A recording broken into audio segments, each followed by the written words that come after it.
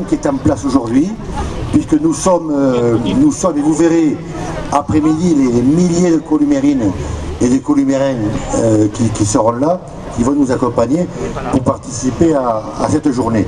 Cette journée, donc, dite la journée sans voiture, mais qui depuis maintenant 3-4 ans s'est vue accompagnée d'une organisation beaucoup plus structurée qui nous conduit vers une réflexion, un partage et tourné vers le développement durable.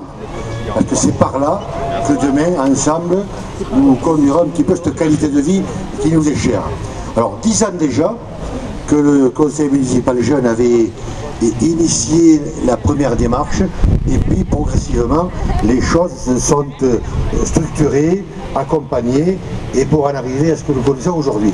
Aujourd'hui, sur le parcours qui est de centre-ville que vous connaissez, que je vous demande de suivre tout à l'heure, il y a 500 columérins et columérines qui sont mobilisés dans toutes les organisations particulières, spontanées, spécifiques, mais vraiment de qualité, et il faut s'arrêter à chaque stand. Donc 500 personnes, là, 500 militants, qui sont dans les différents points de rencontre et d'accueil.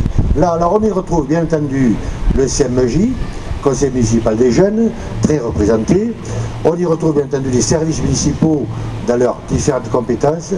On y retrouve le monde associatif dans sa richesse et dans sa diversité, une cinquantaine d'associations, pareil. On y retrouve des commerçants locaux, on y retrouve des entreprises.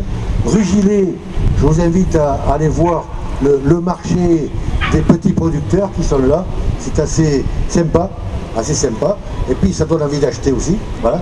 Et lié à ça, l'organisation plus globale sur l'ensemble de la ville, sur la journée, et le dépliant qui a été distribué reprend l'ensemble des activités prévues. Activités prévues parce que nous avons voulu, sur le plan municipal, structurer cette démarche à travers l'agenda 21.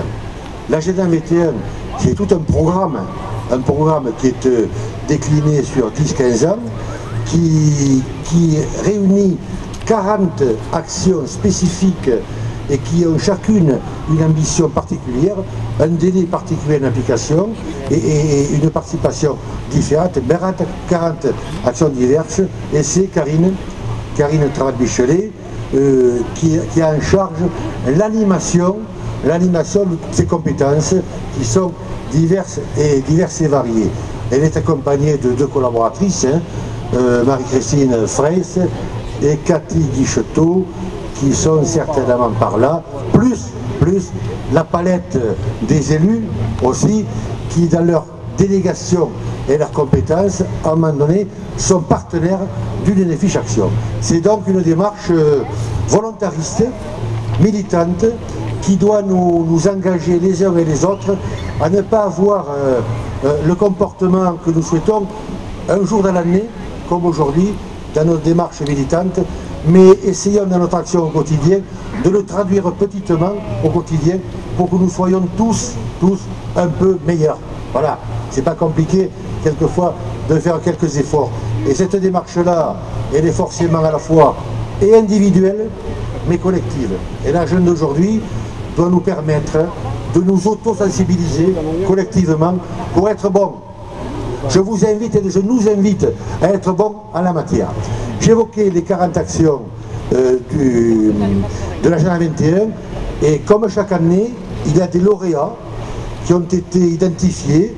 L'an dernier, il y en avait une douzaine.